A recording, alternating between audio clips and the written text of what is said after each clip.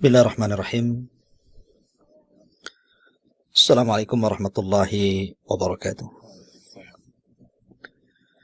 Bihamdillahi wassalatu wassalamu ala rasulillah wa ala alihi wa sahbihi wa mawalah wa la hawla wa la quwata illa billahi wa ba'du. Qala Allahu azza wa jalla, ya ayyuhalladzina amanu taqullaha haqqa tuqatih wa la tamutunna illa wa antum muslimun. Wa qala sallallahu alaihi wa ala alihi wasallam, man salaka tariqan yaltamisu fihi ilma sahhalallahu bihi tariqan ilal jannah. Ma'asyiral muslimin yang dimuliakan Allah subhanahu wa ta'ala, alhamdulillah, salawat dan salam tak lupa kita haturkan kepada Rasul kita Muhammad sallallahu alaihi wa ala alihi wasallam. Kita masih membahas tentang qasasul anbiya, kisah-kisah para nabi dan rasul. Dan di pagi hari ini kita akan membahas tentang qissatus Syith dan juga qissatu Idris alaihima assalam.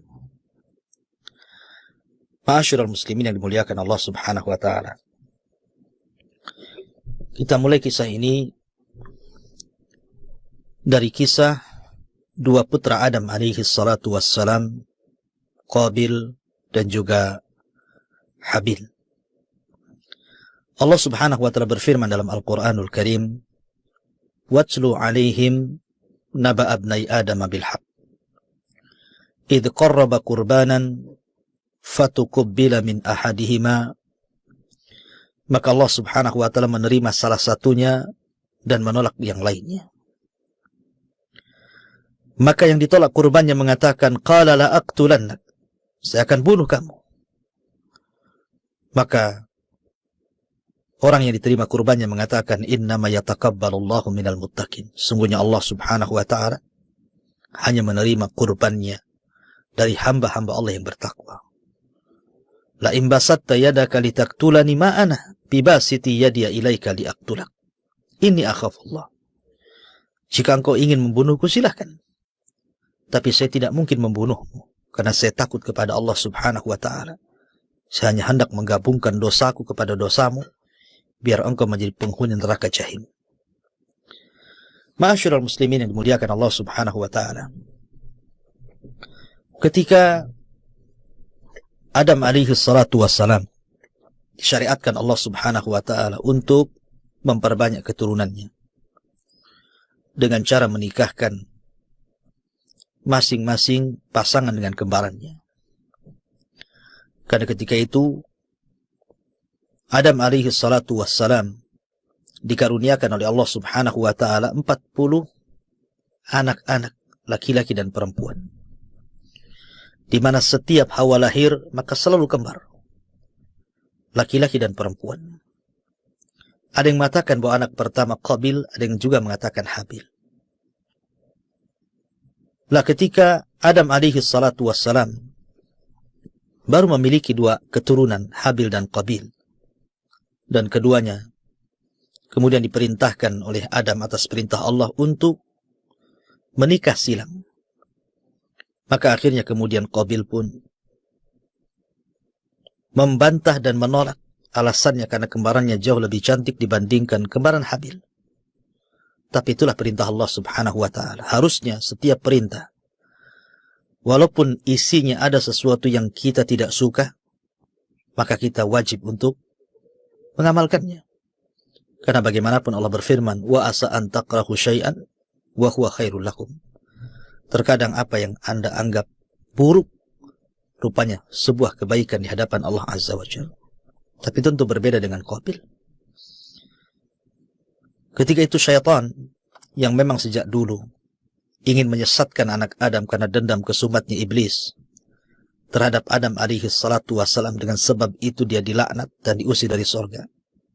Kemudian bersumpah untuk menyesatkan anak Adam. Dia ada peluang. Ketika mereka tidak sanggup kemudian mencelakakan Adam alaihi salatu wassalam di bumi, karena Adam alaihi salatu wassalam sudah menyesali dosanya akibat perbuatannya di sorga. Maka iblis pun kemudian putus asa untuk menggoda Adam dan Hawa. Akhirnya diliriknya putra-putra Adam alaihi salatu wassalam. Dilihatnya ada kesempatan kepada Qabil. Maka syaitan pun berikan waswas kepada Qabil untuk jangan menerima syariat itu dengan alasannya kau akan mendapatkan yang buruk rupa dan meninggalkan yang cantik rupa. Dari situ akhirnya Qabil pun menolak. Lah kemudian Adam alaihi salatu wassalam memberikan syarat untuk keduanya berkurban. Siapa yang diterima kurbannya, maka dia berhak mengambil pasangannya. Maka berkurbanlah keduanya, yang satu dengan seekor kambing yang sangat sehat, besar, indah, yang satu dengan buah-buahan. Tapi Allah subhanahu wa ta'ala menerima yang kurbannya dari binatang ternak, kurbannya Habil, karena keikhlasan dan ketakwaan kepada Allah subhanahu wa ta'ala, dan Allah tolak kurbannya Qabil karena kurban didasari karena hasad. Akhirnya setelah kemudian Allah subhanahu wa ta'ala menerima korbannya Habil, harusnya Habil berhak untuk mendapatkan kembaran Qabil. Tapi karena Qabil sudah hasad, kemudian juga datang iblis memberikan was-was yang berakhir dengan pembunuhan Qabil terhadap Habil. Dan inilah pembunuhan pertama sepanjang umat manusia. Qabil membunuh Habil. Akhirnya kemudian setelah itu Qabil pun mengambil kembarannya, kemudian berpisah dari kelompok Adam alaihi salatu wassalam yang berada di pegunungan. Dia memilih untuk tinggal di lembah. Nah setelah kemudian waktu pun berjalan, kemudian Qabil dan pasangannya pun memiliki keturunan.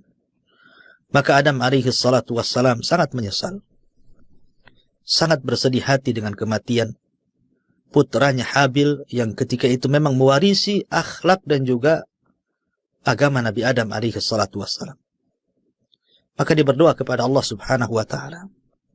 Dari sinilah kemudian Allah subhanahu wa ta'ala anugerahkan kepada Adam alaihi salatu wassalam seorang nabi yang kita kenal dengan Nabiullah Syith alaihi salatu wassalam. Dalam bahasa Ibraniyah, Syith itu artinya hibatullah. Hibatullah, pemberian Allah subhanahu wa ta'ala sebagai ganti kematian Habil. Ada yang mengatakan bahwa Syith anak ketiga Adam alaihi salatu wassalam dan juga kembarannya. Ma'asyiral muslimin yang dimuliakan Allah subhanahu wa ta'ala. Lah Nabiullah Syith alaihi salatu wassalam dididik oleh Adam alaihi salatu wassalam betul-betul dengan didikan agama. Diarahkan dengan arahan-arahan baik, diajarkan akhlak-akhlak mulia. Karena Adam alaihi salatu wassalam sudah melihat bagaimana salah satu putranya Qabil yang membelot dari ajarannya. Tapi ingat sekali lagi, zaman itu belum ada penyimpangan akidah. Baru sebatas penyimpangan terhadap akhlak dan juga terjadi pembunuhan. Tapi mereka masih mentauhidkan Allah Azza wa Jalla. Nah, Syith alaihi salatu wassalam, dialah yang kemudian membimbing kaumnya Adam alaihi salatu wassalam, menggantikan posisi ayahnya Adam alaihi salatu wassalam untuk membimbing umat ini. Lah ketika kerusakan yang luar biasa terjadi pada kabilahnya Qabil yang berada di lembah, karena juga tidak ada seorang nabi yang diutus kepada mereka. Mereka menolak ajaran ayahnya Adam alaihi salatu wassalam. Maka anak keturunan dan kaumnya Qabil pun menjadi rusak.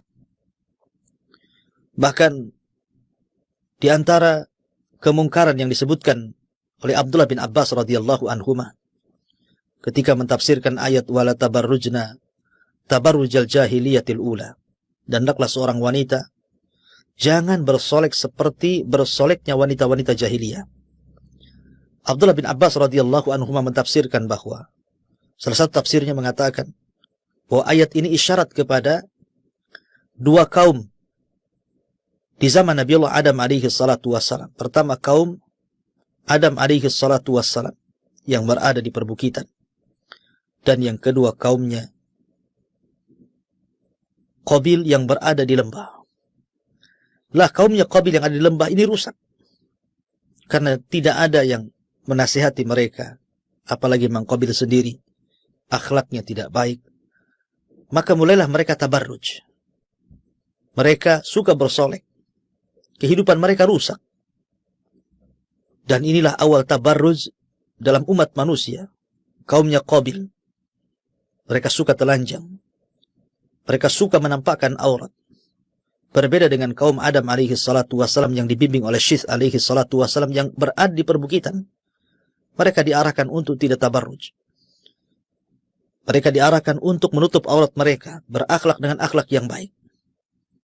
Dan diajarkan aturan-aturan agama dan ibadah kepada Allah Subhanahu wa ta'ala. Sampai suatu ketika, iblis melihat peluang lagi.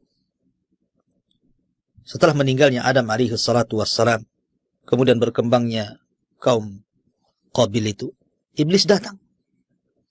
Menyerupai seseorang, kemudian ingin bekerja di salah satu kebun dari salah satu kaumnya Qabil yang ada di lembah tadi.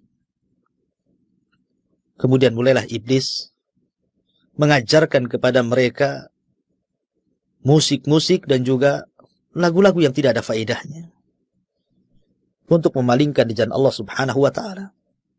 Maka diciptakanlah sebangsa seruling. Kemudian ditiupnya. Makanya kemudian Nabi SAW mengatakan bahwa mizmar, seruling itu adalah suara syaitan. Ya. Maka kemudian setelah mereka diajari musik-musik, suatu ketika mereka mengadakan Id, perayaan. Kemudian mulailah mereka meniup seruling. Memulai memainkan musik, dan inilah musik pertama yang terjadi di alam semesta. Lah rupanya suara musik itu lantang sampai kemudian terdengar ke perbukitan. Lah kaum Syith yang terdidik dalam akhlak, kemudian mereka merasa bising dan penasaran. Akhirnya satu dua anak muda pun mengintai ada apa sebenarnya. Dan ketahuilah bahwa kata Abdullah bin Abbas radhiyallahu anhuma, bahwa perempuan kaumnya Qabil itu cantik-cantik, tetapi laki-lakinya kurang tampan. Tetapi sebaliknya, kaumnya Syith alaihi salam, laki-lakinya tampan-tampan, tetapi wanitanya kurang cantik. Maka ketika beberapa anak muda kemudian mengintai ada apa dan suara apa aneh, mereka tidak pernah mendengar musik sebelumnya. Ketika dilihat kemudian ada pesta yang sangat besar, dan laki-laki dari kaum Syith ini melihat kemolekan, kecantikan wanita-wanita kaum Qabil, akhirnya mereka tertarik dan menghabarkan kepada anak-anak muda yang lainnya. Setelah ceritakan, akhirnya mulailah mereka turun.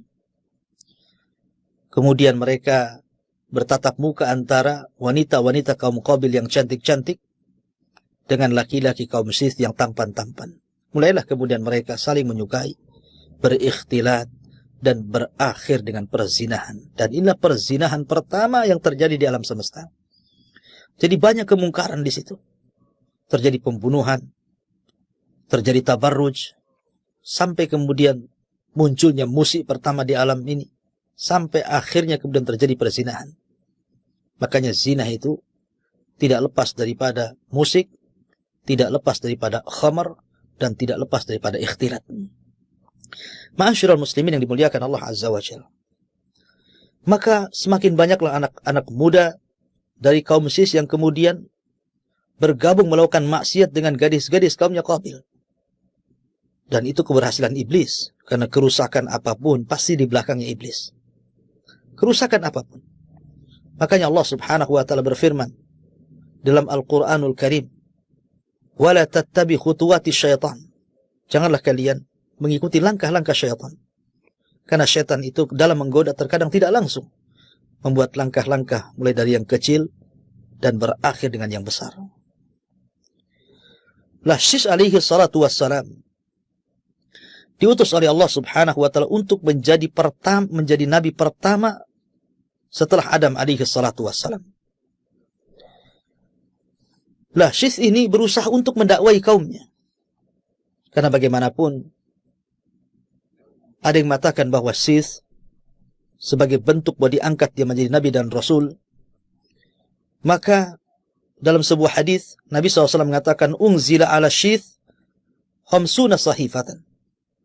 Diturunkan kepada Nabi Allah Syith 50 sahifah, lembaran yang isinya ajaran-ajaran kebaikan, yang isinya adalah ajaran-ajaran akhlak dan cara beribadah kepada Allah Subhanahu wa taala. Makanya sebelum Adam alaihi salatu wasallam meninggal dunia, Adam mengajarkan Nabi Allah Syith tentang amalan-amalan kebaikan yang dilakukan di siang hari dan amalan-amalan kebaikan yang dilakukan di malam hari. Sampai akhirnya turun kepada Syith sahifah. Ada yang mengatakan bahwa Allah Subhanahu wa taala menurunkan kitab dari langit kepada para nabi dan rasul itu jumlahnya 104. Yang 4 ma'ruf. Ada Taurat, ada Zabur, ada Injil, ada Al-Quran. Tetapi yang 100 ini tidak diketahui namanya, hanya sekedar kalimatnya suhuf. Suhuf itu artinya lembaran-lembaran. Seperti Zabur sendiri sebenarnya lembaran-lembaran. Zabur itu kan tidak tebal. Hanya beberapa lembaran saja.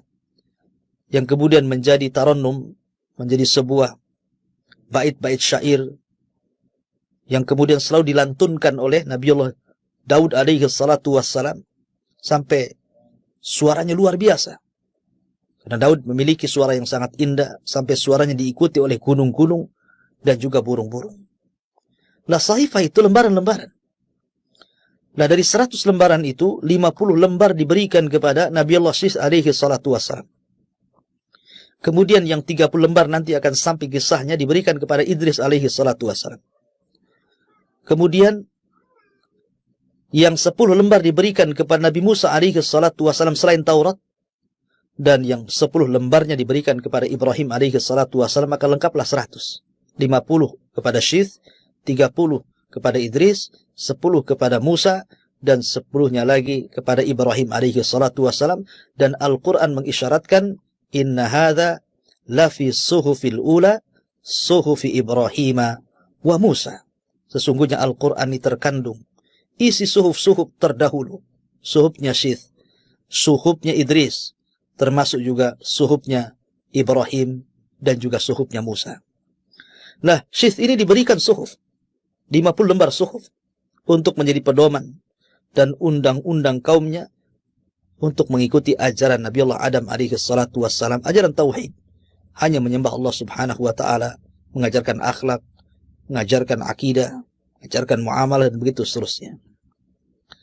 Lah ketika banyak anak-anak muda kaumnya kemudian turun dan bergabung dengan kerusakan yang ada di kaumnya Qabil, maka Syith berusaha untuk mendakwai mereka untuk kembali ke jalan Allah Subhanahu wa taala. Tidak henti-hentinya Syith alaihi salatu wassalam berusaha untuk mengembalikan kaumnya dan mengharamkan untuk ikhtilat dengan kaumnya Qabil. Dan itu dilakukan sampai kepada Syith alaihi salatu wassalam meninggal dunia. Sehingga Al-Imam Ibnu Katsir dalam kitabnya Al-Bidayah wa Nihayah, beliau mengatakan, lamma mata Adam, ketika Nabi Allah Adam alaihi salatu wassalam meninggal dunia, maka Adam alaihi salatu wassalam kemudian memerintahkan keturunannya, Syith alaihi salatu wassalam, untuk menggantikan beliau menjadi nabi. Maka ketika Allah Subhanahu wa taala takdirkan Qabil membunuh saudaranya Habil, maka kemudian sebagai pengganti Habil adalah Syith alaihi salatu wassalam. Tapi setelah kemudian Syith meninggal dunia, maka dimerintahkan salah satu putranya yang bernama Anush untuk menggantikan dirinya, terus mendakwahkan kepada kebaikan. Kemudian setelah Anush meninggal dunia, maka kemudian Anush pun mewasiatkan putranya Qainan untuk melanjutkan perjuangan kakeknya Syith dan Adam untuk menyeru manusia kepada kebaikan. Kemudian setelah Qainan meninggal dunia, maka Qainan pun kemudian mewasiatkan kepada putranya yang bernama Mahlail, yang konon kata Imam Ibnu Katsir, Mahlail ini orang-orang Persia menganggap dia adalah Malikul Aqalim Sab'ah, raja yang menguasai 7 iklim. Dan dia orang yang pertama kali menebang pohon. Bahkan dialah yang kemudian membangun negara yang disebut dengan Babil.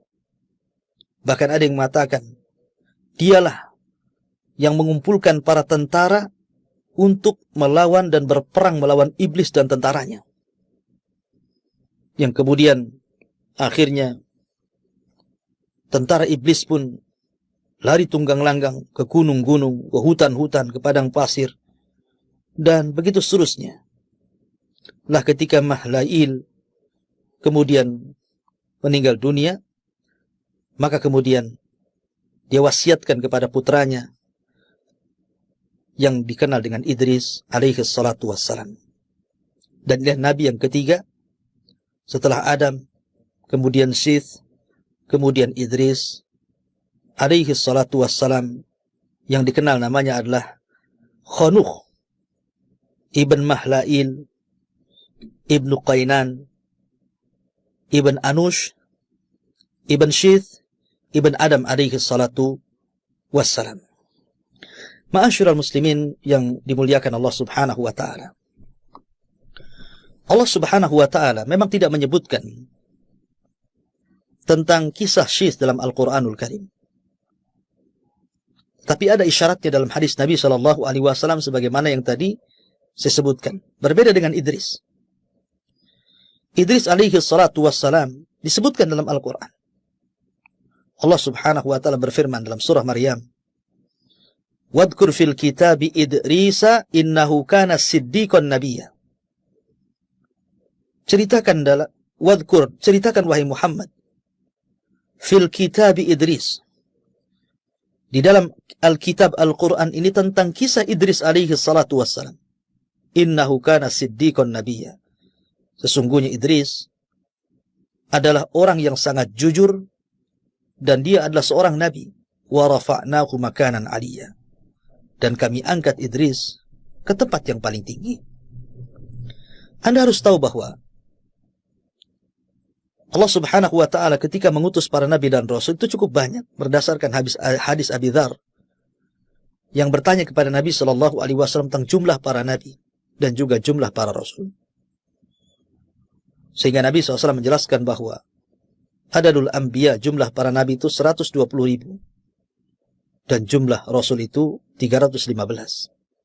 Tetapi Al-Quranul Karim tidak menyebutkan semuanya.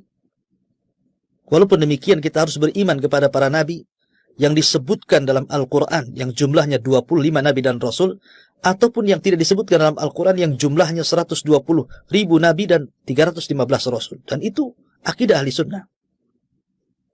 Walaupun yang kita kenal, yang kita harus imani adalah 25 nabi dan rasul karena namanya dicantumkan dalam Al-Quran, di mana 15 secara nama tercantum dalam surah Al-An'am dan sisanya sampai 25 nabi dan rasul tercantum dalam beberapa surat di dalam Al-Quranul Karim. Lah para nabi ini ada yang dikisahkan secara utuh, detail, lengkap, seperti kisahnya Nabi Musa alaihi salatu wassalam, dan itu kisah terbanyak sampai Allah sebutkan 133 lebih tentang kisah Nabi Musa dalam Al-Quran. Dan itu kisah paling detail dalam Al-Quran, kisah Nabi Allah Musa alaihi salatu wassalam. Kemudian juga kisah Ibrahim alaihi salatu wassalam, cukup detail. Disebutkan masa remajanya sampai kepada masa tuanya. Tapi ada juga nabi itu tidak disebutkan secara rinci, hanya disebutkan kisah globalnya. Seperti kisah Nabi Saleh, Nabi Syuaib, dan nabi-nabi yang lainnya. Tapi ada nabi juga sama sekali kisahnya hanya cuplikan saja. Seperti kisah Idris tidak disebutkan bagaimana masa kecilnya, masa remajanya, sampai tuanya. Hanya Allah mengatakan, "Wadhkur fil kitabi Idris, innahu kana siddiqan nabiyya wa rafa'nahu makanan aliyya." Hanya isyarat saja. Sebutkan ya Muhammad di dalam Al-Quran tentang kisah Idris. Sungguhnya dia seorang yang jujur dan seorang nabi dan kami angkat di tempat yang paling tinggi. Tapi ada juga yang disebutkan namanya tapi tidak ada kisahnya. Seperti Dzulkifli, Al-Yasa, dan beberapa para nabi. Walaupun demikian tetap kita mengacu kepada Al-Quran dan Sunnah yang sahih tentang kisah para nabi dan rasul. Walaupun disisipkan tentang kisah Israiliyat, tentu kisah-kisah yang tidak bertentangan dengan Al-Quran dan Sunnah. Karena Nabi SAW bersabda, "Hadithu an Bani Israel, wala haraj. Ceritakan tentang kisah Bani Israel, dan itu tidak mengapa selama tidak bertentangan dengan Al-Quran dan Sunnah. Ada perselisihan para ulama tentang siapa Idris. Ada yang mengatakan bahwa Idris itu adalah Ilyas. Jadi Idris dengan Ilyas itu sebenarnya satu orang. Ada yang mengatakan Idris, ada yang mengatakan Ilyas. Ya. Sebagaimana Imam Al-Bukhari menyebutkan dari Abdullah bin Mas'ud radhiyallahu anhu dan juga Abdullah bin Abbas radhiyallahu anhuma, anna Ilyasa huwa Idris. Bahwa Ilyas adalah Idris. Menunjukkan bahwa Idris dengan Ilyas itu satu orang sebenarnya. Dan dari Anas bin Malik radhiyallahu an dalam peristiwa Isra dan juga Mi'raj ketika Nabi SAW kan berjumpa dengan Idris, maka Idris mengatakan kepada Nabi SAW, marhaban bi akhin salih wan nabiyyin salih. Selamat datang wahai saudaraku yang saleh dan nabiku yang saleh. Dan dia tidak mengatakan seperti yang dikatakan Adam dan Ibrahim, mengatakan marhaban bin nabiyyin salih wal ibni salih. Selamat datang wahai nabi yang saleh dan anakku yang saleh. Maka ini juga cerita bahwa Nabi SAW berjumpa dengan Idris. Dan ada yang mengatakan sekali lagi bahwa Idris adalah Ilyas, tetapi pendapat yang kuat wallahu a'lam bahwa Ilyas sendiri dan juga Idris sendiri. Dan itu yang dikuatkan oleh Imam Ibnu Katsir rahimahullahu ta'ala, wa anna Ilyas laisa huwa Idris. Bahwa Ilyas itu bukan Idris. Ilyas sendiri, Idris sendiri, artinya Ilyas ada kisahnya, Idris juga ada kisahnya yang sekarang sedang kita ceritakan. Ma'asyiral muslimin yang dimuliakan Allah Azza wa Jalla, sebenarnya Idris itu dilahirkan ketika Adam alaihi salatu wassalam masih hidup. Ada yang mengatakan ketika Adam berusia cukup tua, di mana Idris berjumpa dengan Adam itu sekitar 120 tahun sebelum meninggal Adam alaihi salatu wassalam. Ada yang mengatakan 308 sebelum meninggalnya Adam alaihi salatu wassalam, Idris lahir. Artinya bahwa Idris masih berjumpa dengan Adam alaihi salatu wassalam. Karena Adam itu juga diberikan usia cukup panjang. Ada yang mengatakan usianya 1000 tahun, tapi kemudian dikurangi menjadi 960 tahun, karena yang 40 tahunnya diberikan kepada salah satu umatnya yang sangat menakjubkan Adam dalam mimpinya, dialah Daud alaihi salatu wassalam. Nanti akan sampai kisahnya. Tapi yang jelas bahwa Nabiullah Idris alaihi salatu wassalam diberikan oleh Allah subhanahu wa ta'ala kecerdasan. Maka disebut Idris dari kalimat dirasah. Karena di antara keistimewaan daripada Idris alaihi salatu wassalam, di mana dia awal man khatta bil qalam, bahwa dia adalah nabi yang pertama kali mencatat dengan pena. Jadi dia orang yang pertama kali mencatat dengan pena. Dan juga diberikan ilmu yang luas dan luar biasa. Dia suka membaca. Lah Idris alaihi salatu wassalam ketika melihat kemungkaran dari kaumnya Qabil yang semakin hari semakin rusak kondisinya, maka Idris pun kemudian mulai mengumpulkan kaumnya, kemudian mengajak berjihad untuk menumpas kemungkaran yang ada pada kaumnya Qabil. Dan dialah nabi yang pertama yang melakukan jihad, nabi pertama yang menawan, dan nabi pertama yang mengambil harta rampasan perang. Tetapi harta rampasan perang sejak zaman Idris alaihi salatu wassalam sampai Nabi Isa alaihi salatu wassalam belum dihalalkan. Jadi mereka hanya mengambil harta itu, kemudian diserahkan kepada Allah Azza wa Jalla dengan cara diletakkan di bukit-bukit dan gunung-gunung. Kemudian akan datang api yang menyambar. Kalau seandainya harta itu disambar api, dilahap api, kemudian hangus dan habis, menunjukkan jihadnya diterima.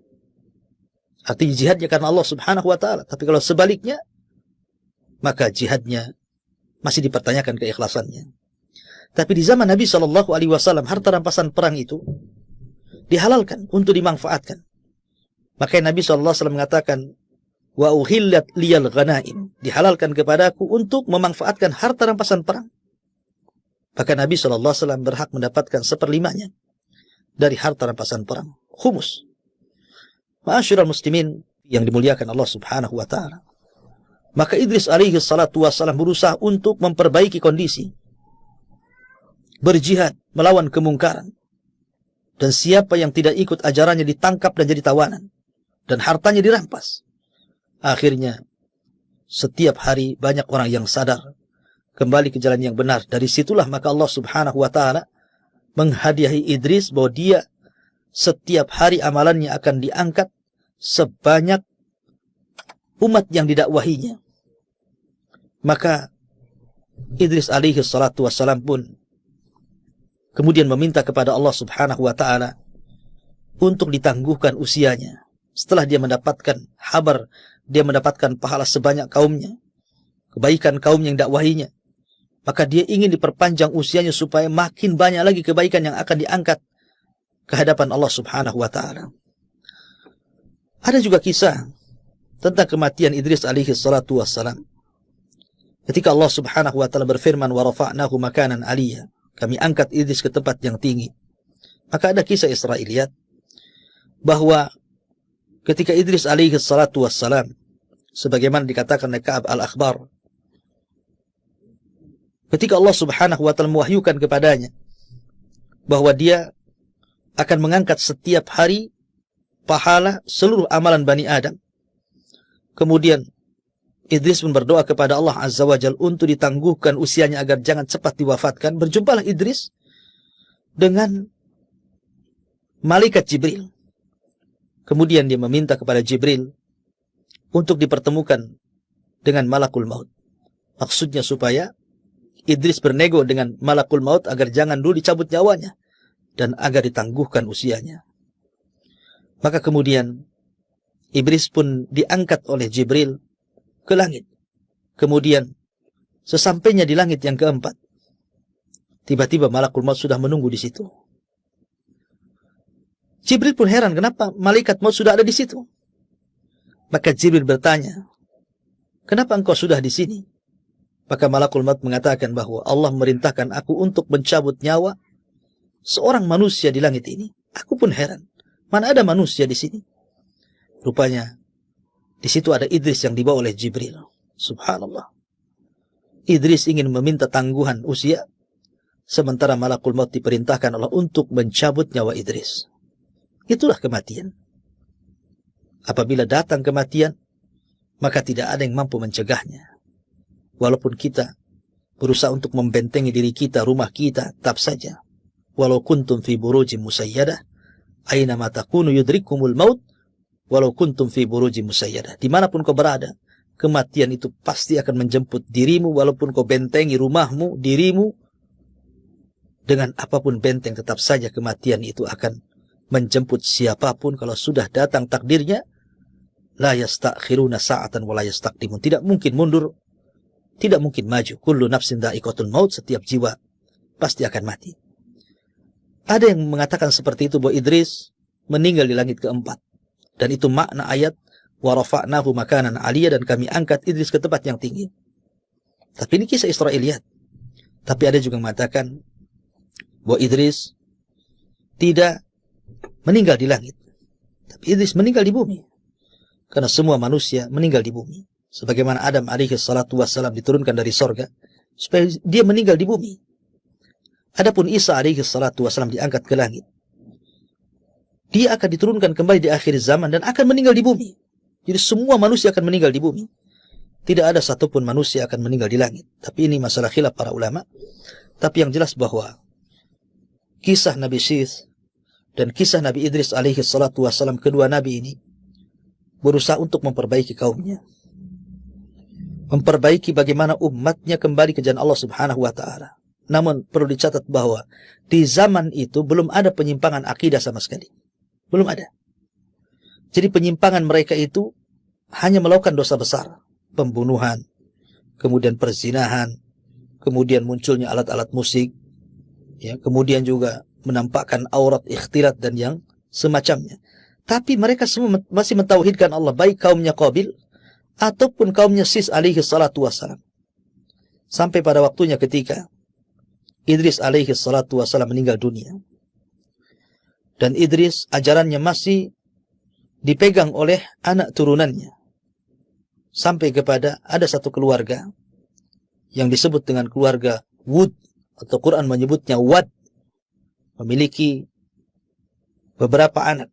Ada Yaghus, ada Ya'uq, ada Nasr, yang disebutkan di dalam surah Nuh. La tadarunna waddan wala suwa'an wala yaghutha wa ya'uqa wa nasra.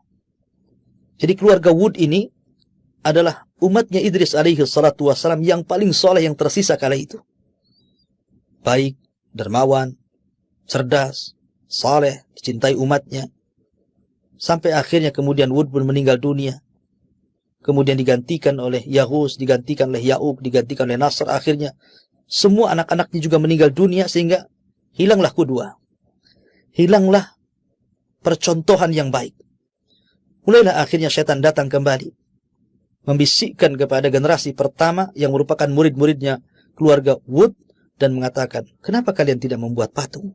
Ambil batu, kemudian pahat, buat semacam berhala, ya, gambarlah mereka, supaya kalian diingatkan dengan kebaikannya. Maka mulailah generasi pertama mereka membuat patung, dan inilah pembuatan patung pertama, tapi belum disembah. Kemudian datang generasi kedua. Kata syaitan, kenapa kalian tidak memproduksi banyak-banyak? Letakkan di rumah-rumah kalian, supaya tidak ada satu rumah pun kecuali ada patungnya orang saleh. Buatlah patung yang sedang sujud, yang sedang ruku, yang sedang bersedekah, supaya kalian terangsang untuk melakukan ibadah. Sampai datang generasi ketiga, keempat yang tidak mengetahui kenapa generasi pertama buat patung.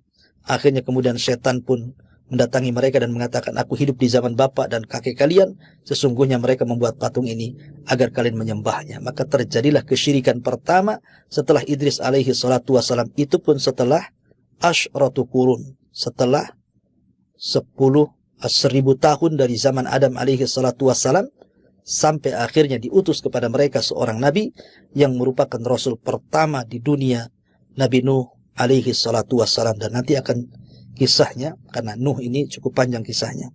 Jadi terjadinya kesyirikan itu setelah 1000 tahun. Ya, setelah Idris alaihi salatu wassalam meninggal dunia, kemudian muncul murid-muridnya memiliki murid-muridnya lagi, sampai akhirnya kepada keluarga Wud. Lah inilah orang soleh terakhir yang meninggal, yang akhirnya kemudian dibuat patung dan berhala, kemudian generasi setelahnya menyembahnya. Dan inilah kesyirikan pertama yang terjadi di alam semesta, sampai diutus kepada mereka Nabi Allah Nuh alaihi salatu wassalam. Wallahu a'lam bishawab. Ini di antara kisah Nabi Allah Syith dan juga Idris alaihi wassalam.